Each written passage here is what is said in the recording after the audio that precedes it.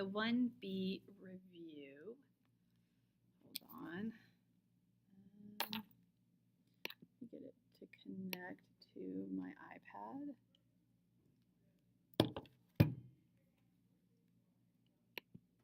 Okay, so the 1B review, the first thing you need to do is pick some points that you think would represent that graph. And the ones that I picked, hold on. I picked -3, -2, 0, 3, 2, 1, 4, 3, and 5, 3.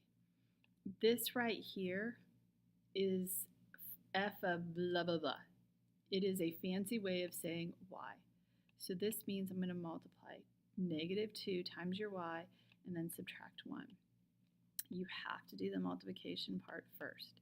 So I'm going to multiply by -2.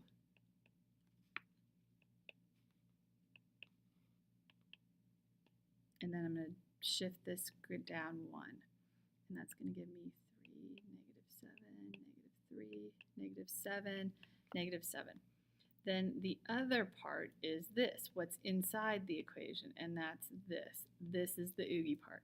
We're going to set each one of our x's equal to this.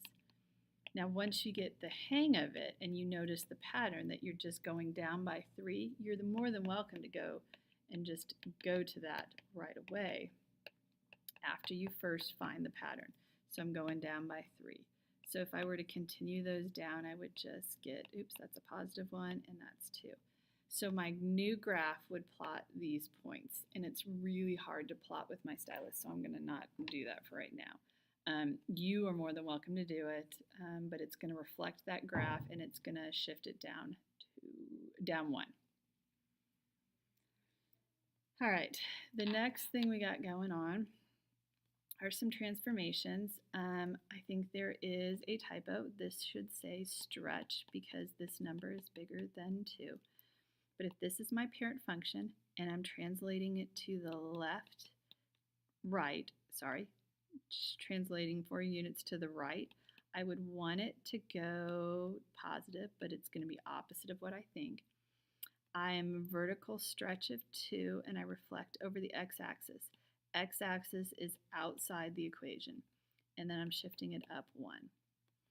Number 3, we have f of x is equal to x squared. We're performing this, so we're reflecting it over the y-axis. So if you're reflecting it over the y-axis, that means you're inside the equation, and I'm sorry I put y, I probably should put f of x. Horizontal compression of 2. Well, I want it to be multiplying by 2, but I'm actually going to be dividing, and fractions are division. And then I'm shifting it down to 3.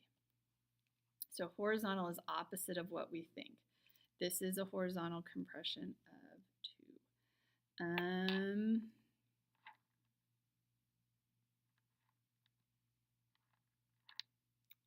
So we're going to describe these transformations. Okay, so I'm going to move to the right 2. I'm vertically stretching by 4 and reflect over x-axis. It's outside the equation. This one, you might want to rewrite it as this. Then you'll see that you were vertically, sorry, I should probably do the, I went to the left 1. Vertical stretch of 2 and down 3.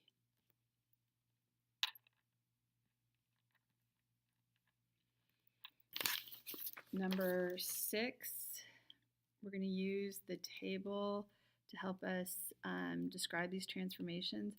Now I'm going to probably just do the parent function is the one I'm using. And I don't pick that many points. I just pick these 3. Don't do what I just wrote. The negative means that I'm going to reflect this. This is your parent function, like your parent function. So this means negative y. So I'm going to multiply each of my y values by -1. And then inside the equation is the 3x. And I'm going to set each one of these equal, each one of my x values equal to this. which shows that I am dividing by 3. So, skipped 1, sorry. And then 3x equals 1, divide both sides by 3. So this is making it really skinny. I had a hard time with this next one, our next graph, just because it's really hard to get significant points, so I didn't pick that many, which means my graph is not going to look that pretty. But maybe -1/2, 0, 2, 0, and maybe 1, 0. I'm going to probably pick, so I picked this one, and that one. The inverses are going to be this. You might want to watch the video from last year. That might help make this a little bit easier because they are a little bit more significant points. But you're basically symmetrical on this line right here. Y equals x. So, no, I was going to do that. And okay, so 1/1/2. That's that. It's really hard to plot. 0,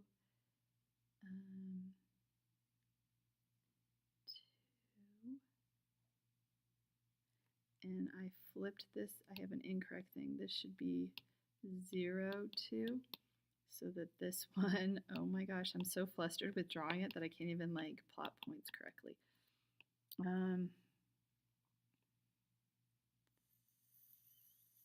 Yeah, it's not pretty. Is it 1-to-1? No, the original graph touches multiple times. You touch 3 times here, so it's actually a 1 too many.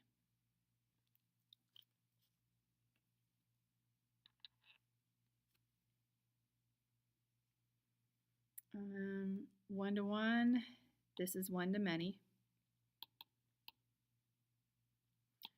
This one's 1-to-1.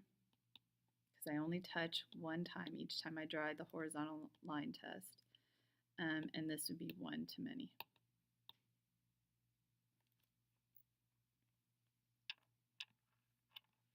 Okay, A, switch your x and your y's. Solve for y. Do not ask me why I put a 3 there.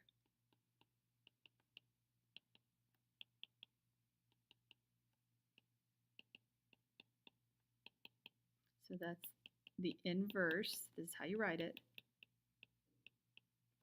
And my domain of the inverse would be -infinity to +infinity.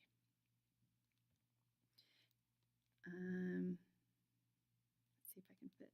So x equals -2y plus 5. So I'm going to subtract 5. Divide by -2. So y is equal to, now a couple people in tutoring, we kind of struggled with this a little bit. I rewrote it. I separated the -2 with the x and with the -5. This is a line, and a line goes on forever.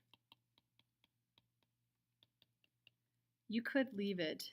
I would be okay if you left it like this, but you have to understand that this is a line. This is in y equals mx plus b form, so this is -infinity to +infinity. C, you technically can't find the inverse for unless I write this, because a parabola doesn't pass the horizontal line test. So technically without that written here, you couldn't find an inverse. But let's say I wrote that, or you noticed that I did that in class. So if I didn't write this part right here, you'd say no inverse. Or you would say, I should put it, the inverse is not a function. If I wrote this, then you would switch your x and your y.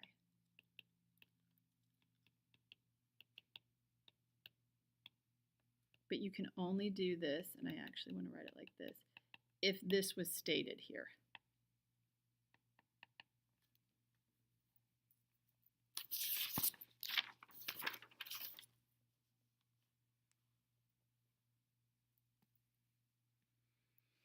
Okay, so you're dealing with things going into one another. So this one is, this fog means f of g of x.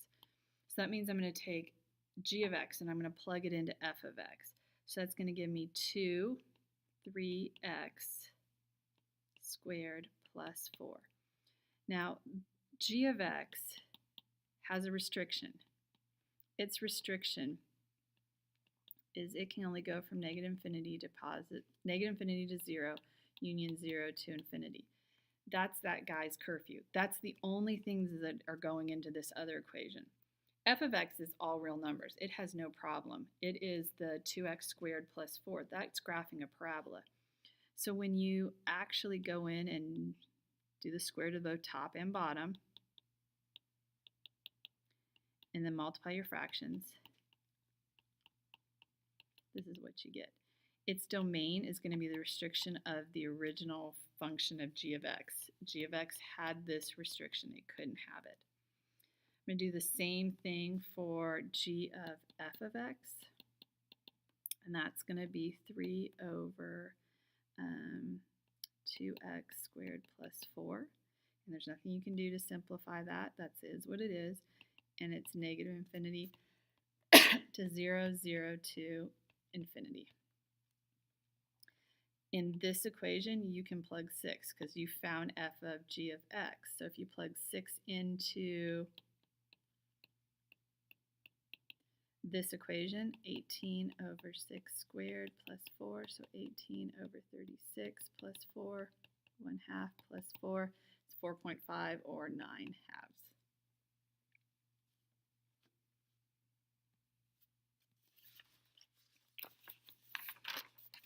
Okay, so h plus f is just going to be 2x plus 1 plus the square root of 3x. Now, any square root has a restriction. Remember, you take this, whatever's inside the square root, and solve. So this is saying that it can be any bigger number than or equal to 0. So this is this guy's domain. For subtraction, it's going to be the same process. You're going to take g of x and you're subtract f of x. This one's going to have some simplifying because I'm going to have to distribute. Make sure you do parentheses when you're dealing with subtraction because you're actually getting a negative 1 right there.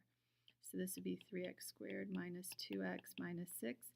Its domain, because both of them are all real numbers, is negative infinity to positive infinity. G of x over f of x, they're both all real numbers. So you have to, they have no restrictions. So when you get this guy now has a restriction right here. You can't have what's on the bottom equal to 0. So when you set the bottom equal to 0, you get negative 1/2. So this guy's domain is negative infinity to negative 1/2, union negative 1/2 to infinity.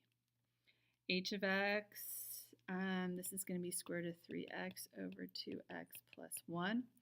Well, yes, the bottom has a restriction at negative 1/2, but the top only lets me graph 0 to infinity. That's all it's letting me graph. So this one is not actually included in part of the data. It doesn't impact the graph. So the graph is going from 0 to infinity. The reason it's not a parenthesis with it is because the square root is on top.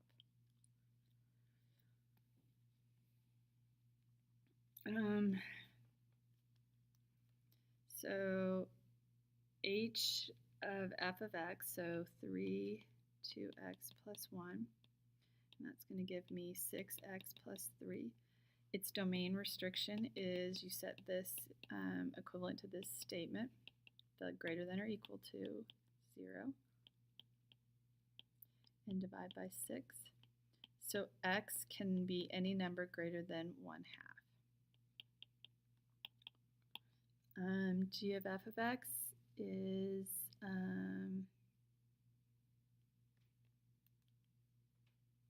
3 square root of 3x squared minus 5. I actually have a typo on the thing, so this is 3 3x minus 5, so this is 9x. I put 6 minus 5, and I really messed up this problem because this guy has a domain restriction of 0 to infinity. So I was looking at this guy, which is all real numbers.